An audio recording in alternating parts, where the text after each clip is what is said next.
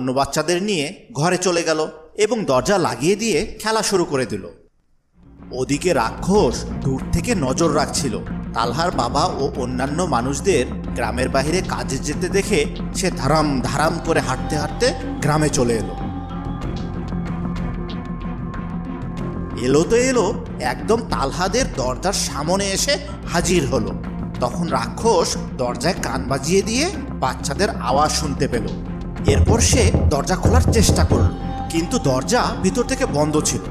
রাক্ষস অবশ্য শক্তি দিয়ে দরজা ভেঙে ফেলতে পারত, কিন্তু তাতে আশেপাশের মানুষজন জড়ো হয়ে যাবে, একটা ঝামেলা তৈরি হবে। রাক্ষস চাচ্ছিল না কোনো ঝামেলা তৈরি হোক, তাই সে ছলচাতুরির আশ্রয় নিল। রাক্ষস তার গলার কণ্ঠস্বর পাল্টে বলতে লাগলো, বাচ্চারা, আমি তোমাদের বাবা, দরজাটা খোলো।